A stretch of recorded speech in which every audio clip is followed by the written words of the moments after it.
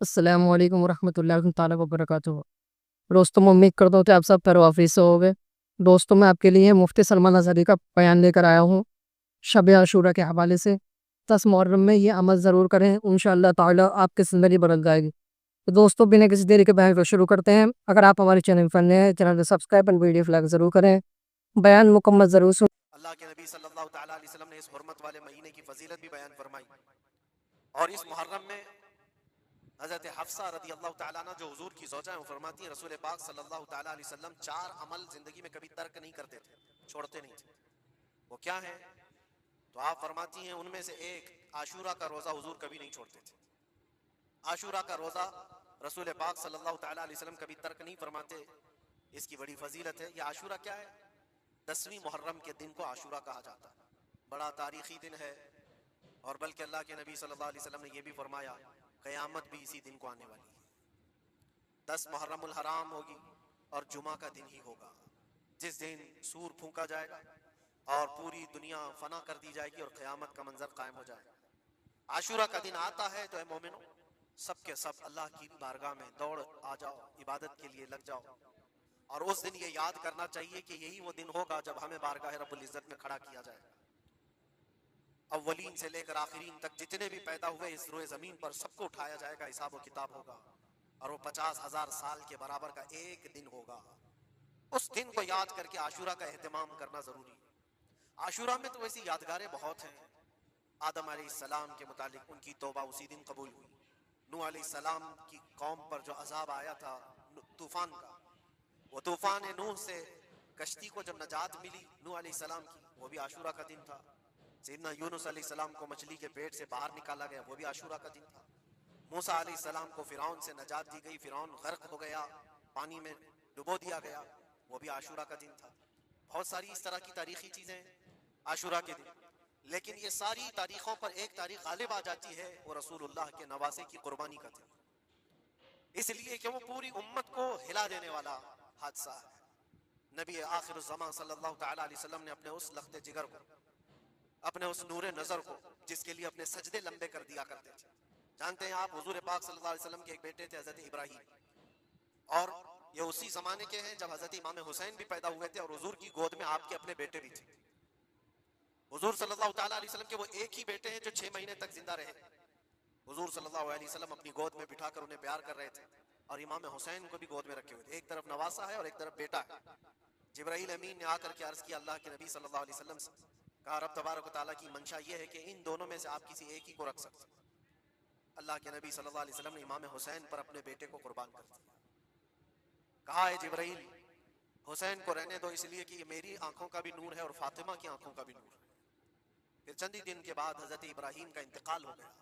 आप अंदाजा करें, जिस हुसैन आजम के लिए रसूल पाक सल्लल्लाहु अलैहि वसल्लम ने अपने बेटे को कुर्बान किया, और मदीने की गलियों में जिसको अपने कंधों पर उठाकर सवार करते थे, इमाम हुसैन हुजूर के सल्लल्लाहु तआला अलैहि वसल्लम के कंधों पर सवारी किया करते थे।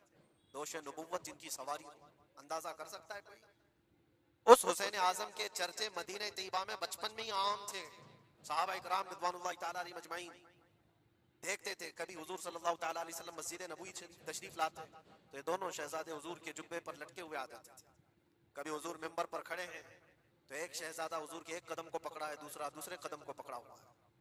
ये तो उनकी परवरिश थी जो बचपने की थी। सहाबा उनकी इस बचपने पर रश्क किया करते थे और सहाबा इकराम रिज़वानुल्लाहि तआला अलैहिम अजमईन अदब हद दर्जे का करते थे।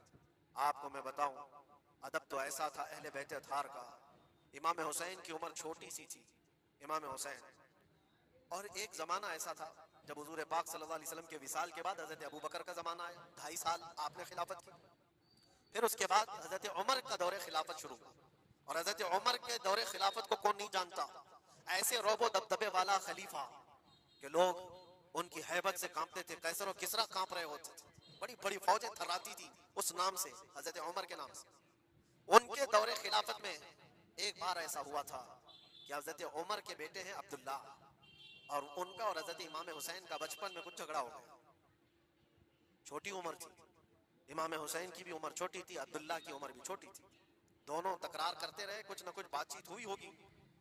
तो हजरत हुसैन ने हजरत अब्दुल्ला को गुस्से में यूं कहा, तू क्या मुझसे बहस करता है? तेरा बाप तो मेरे नाना का गुलाम था, खलीफा वक्त हैं वो, और उनको इस तरह से कहा तेरा बाप आज जो खलीफा है वो मेरे नाना का गुलाम था। हजरत अब्दुल्ला को ये बात लगी, कहा मैं ये शिकायत अमीरुल मोमिनीन से करूंगा। वो दौड़ करके आए, खलीफा वक्त है जिसके सामने खड़े होने के लिए अच्छे अच्छे काम जाते थे। बेटे ने आकर के कहा हजरत उमर फारूक से कि अब्बा आज मेरी हुसैन से तकरार हुई और झगड़े में उन्होंने मुझे यूं ताना मारा कि तेरा बाप मेरे नाना का गुलाम था। हजरत उमर उतर आए कुर्सी से और कहा क्या हुसैन ने ऐसा कहा? कहा बिल्कुल ऐसा ही कहा। तो हजरत अब्दुल्ला कहते हैं अब्बा का जलाल देख करके मैं समझ गया कि हुसैन को सजा मिलेगी। कहा जाओ हुसैन को बुला लाओ, हुसैन को बुला लाओ, उन्होंने ये कहा है मैं सुनना चाहता। हजरत अब्दुल्ला दौड़े हुए गए, चंद और लोग भी साथ में आ गए कि हुसैन की पेशी हो गई है खलीफा वक्त के दरबार में। अमीरुल मोमिनीन उमर इब्न खत्ताब ने तलब किया है। हजरत हुसैन आए और वो शहजादे के अंदर जो रोबो दबदबा है, जलाल है, जमाल है, वो बचपने से कायम है। रसूलुल्लाह सल्लल्लाहु अलैहि वसल्लम का लुआबे बाग जिसने पिया, खलीफा वक्त के सामने आकर खड़े हुए। हजरत उमर ने पूछा हुसैन मेरे बेटे को क्या आपने ऐसा कहा है कि तेरा बाप मेरे नाना का गुलाम था? हजरत हुसैन ने कहा हाँ मैंने कहा है। डर किस बात का, खौफ किस बात का? जो कहा है वो कह रहा हूं, हाँ मैंने कहा। हजरत उमर ने कहा कैसे कहे बताओ, किस तरह से तुमने कहा था, बोल के बताओ। हजरत हुसैन ने कहा मैंने अब्दुल्ला से कहा तेरा बाप मेरे नाना का गुलाम था। हजरत उमर ने कहा और एक बार बोलो। हजरत हुसैन ने फिर कहा अब्दुल्ला तेरा बाप मेरे नाना का गुलाम था। हजरत उमर ने कहा और एक बार बोलो। 3 बार बोलने के बाद उनके दोनों बाजू पकड़ करके घुटने जमीन पर टेक दिया। हजरत अमीरुल मोमिनीन कहते हैं मेरी बख्शिश के लिए तुम्हारे जुमले ही काफी हो गए। आपने जो मुझे सनद दी